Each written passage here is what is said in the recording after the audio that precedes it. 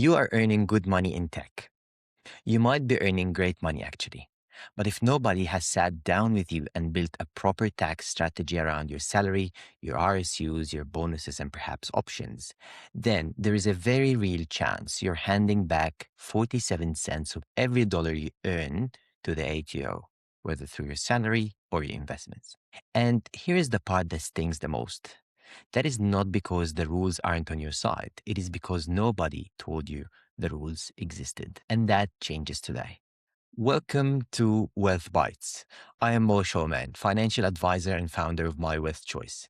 And this show exists because there is genuinely no other financial planning resource in Australia built specifically for people working in tech. And today's episode sits right at the heart of what I do every single day. We are talking today about tax, not the boring compliance version of tax. Your accountant handles that already. I'm talking about the forward-looking strategic version of it. The kind where you sit down before June 30, not after, and you build a plan that is legally and legitimately reduces what you hand over to the ATO. Now, I want to be really clear about something upfront. Everything I'm going to discuss today is fully legally, fully documented, and sits squarely within Australia's tax legislation. I'm not talking about schemes, loopholes, or anything exotic. I'm talking about strategies that exist because the government intended for you to use them. And most high-income tech professionals are simply not using them. The tech sector has given you serious earning potential. And the goal of today's episode is to make sure that earning potential is actually building wealth, not just passing through your hands at 47 cents in the dollar on its way to the ATO. And here's what we're covering today. We're covering superannuation as your most powerful tax tool, the unique challenges of RSU and equity compensation, debt recycling, and also a real-life example that shows exactly what is possible when you put this all together. Now, let's go into it. So firstly, superannuation, your most powerful legal tax shelter. This is the foundation. Make it very, very important in your plan. I want to start here because after nearly 2 decades working with high-income tech professionals, this is still the single most underutilized tax strategy I see. And it frustrates me, to be honest, because it is hiding in plain sight. The core mechanic really is concessional contribution to superannuation, and that includes salary sacrifice and also your employer contribution. They're just taxed at 15% inside the fund. So if you're earning over the $190,000 in Australia, you're sitting in the 45% marginal tax rate plus the 2% medical levy. That is a 47 effective rate at the top end. So every dollar you redirect into supervised salary sacrifice is taxed at 15% instead of 47. This is a 32-cent saving on every single dollar. Now, good news is for the 26-27 financial year, the concessional contribution cap sits at $32,500 a year. That includes what your employer puts in. So if your employer is contributing the standard super guarantee on, let's say, $200K base, super guarantee will be approximately $24,000 coming in from them, which leaves you roughly $8,500 personal salary sacrifice room before you hit the cap. That might not sound massive, but here is where it gets really interesting for tech professionals specifically. And this is the thing I find most people have never heard of, the carry forward rule. If your total super balance is below $500,000, you can carry forward any unused concessional contribution caps from the previous 5 financial years. You can actually use them all in a single year. Think about what that means. If you have moved roles, taken time off, had a gap year, or simply not paying attention to your super contributions, that unused room does not disappear. It actually accumulates in your favor. And for a lot of tech professionals I work with, that carry forward can be anything between 60, 80, sometimes $100,000 or more of additional deductible contributions available for you right now. One contribution, one financial year, potentially tens of thousands of dollars saved. Let me give you a simple number to hold on to. A $60,000 personal deductible contributions for someone at 47% rate saves you around $19,000 in tax in a single year. That money goes into your super, where it compounds in a low tax environment for decades. It does not really disappear, it just gets there smarter. One more thing for those of you earning above 250. You will pay an additional 15% Division 293 tax on super contributions, which brings the effective rate to 30%. Some people hear that and think, oh, maybe it's not worth it anymore. It absolutely still is. You are paying 30% instead of 47%. That is still a 17 cents saving on every dollar you make. And that savings then compounds inside super, where earnings are taxed at 15% instead of up to 47%. The numbers still work strongly.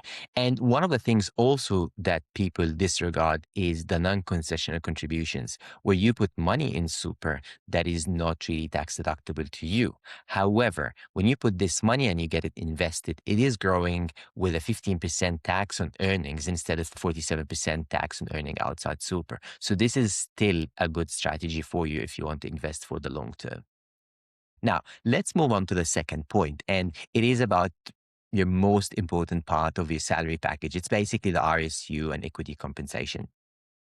I consider this to be very important because this is really the specific challenge I see with tech professionals every day. It is the most unique to people in tech, and it's where I see the biggest tax hits and also the biggest planning opportunities. RSU, or restricted stock units, if you're at a US listed tech company, you almost certainly have them. And the ATO has a very simple view of them. When your RSU vests, that is income. Full stop. It is taxed immediately at your full marginal tax rate on top of everything else you earned that year. So here's why it matters. Let's say you have a $200,000 base salary. You are already well into the top bracket, and then you have $100,000 RSU vesting in the same financial year. That $100,000 is all taxed at 47%. There's no averaging, no spreading. The ATO sees a single year income of $300,000 and taxes the top portion accordingly. Now, for tech professionals who have not planned around this, a large vesting year is often the year they feel the most financially frustrated. Big number on the screen, big tax bill, and not much to show for it in your bank account. Now, here is the good news for you. A large vesting year is also the exact moment where the carry forward super strategy I just described becomes most powerful. If you have $60,000 in unused concessional contributions available and you deploy that in the same financial year as large RSU vest, that deduction directly offsets the vesting income. You are reducing the amount that gets taxed at the top rate, dollar for dollar. The timing really has to be right. The contribution has to land within the financial year, which is why this cannot be a conversation you have after June 30 with your accountant. It has to happen before. And that is really the power of planning. And to be honest, I've seen more mistakes happening with this concessional contributions or carry forward and RSU vesting when it's being done without proper planning and in full strategic overview. So it's very important that you have a plan in place that address all this together so that you can see the full picture and how each piece of the puzzle contribute to your financial picture. Now, the other piece people often get wrong with RSU is what happens after vesting. So when you eventually sell the shares, whether immediately or later, the gain or loss relative to the vesting day price is treated as capital gain or capital loss. So if you hold for at least 12 months from the vesting date, you get the 50% capital gains discount, which means only half the gains is added to your taxable income. So a simple example here, you vest shares at $50, you hold for 30 months, you sell at $80. The $30 gain is subject to capital gains, but with a discount. Only $15 is added to income. For someone at 47 cents rate, that is a tax of about $7 instead of 14 on every single share. That adds up really. And for those who have employee share purchase plans or ESPPs, the same principle applies. Sell immediately, you have a different tax treatment than if you hold. The math here depends on your specific plan's term. But getting these decisions wrong is one you cannot undo. It is worth understanding, really, before you click sell. Now, our third point today is debt recycling and how you can convert your mortgage into a tax asset.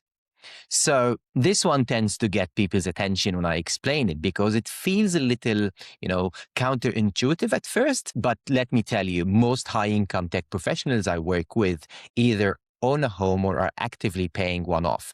And here's the thing about your home mortgage. It is completely non-deductible. You're paying interest on a debt that generates zero tax benefit for you. And this is really how it works. Now, investment loans, on the other hand, are deductible because the borrowed money is generating income.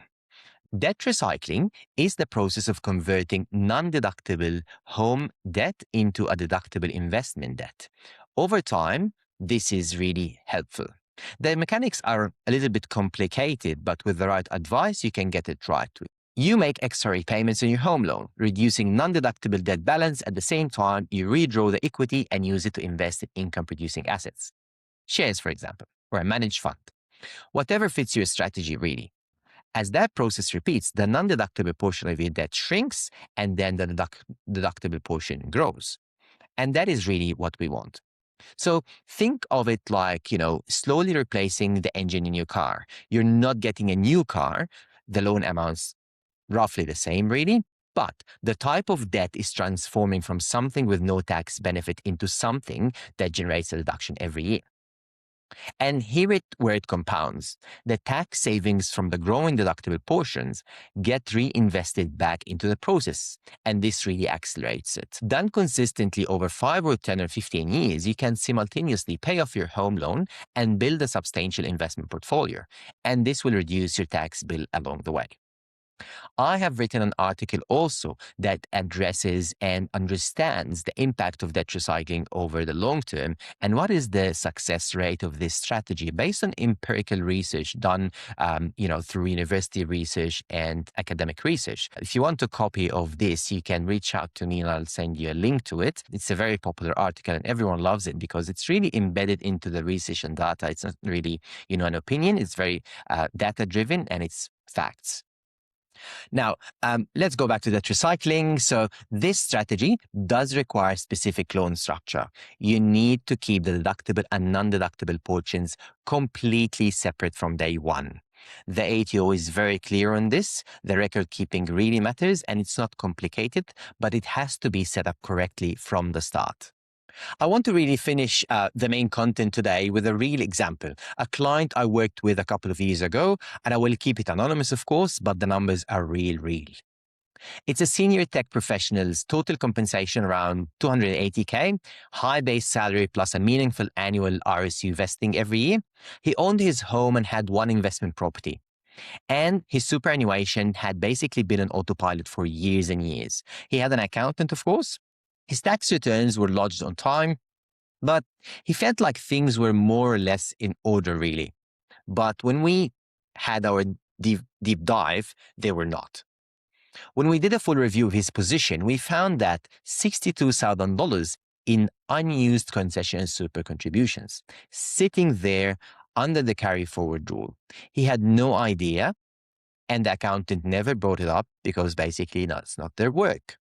We made a single person deductible contribution of $62,000, and this was timed to coincide with a large RSU vesting, and it saved him over $19,000 in tax in that one financial year. His investment property had undergone a kitchen renovation a couple of years prior, and nobody really had updated the depreciation schedule. And a new quantity surveyor reports added $11,400 in annual depreciation deductions, which is non-cash deductions, meaning no money out of pocket, generating around $5,300 in additional tax savings every year going forward.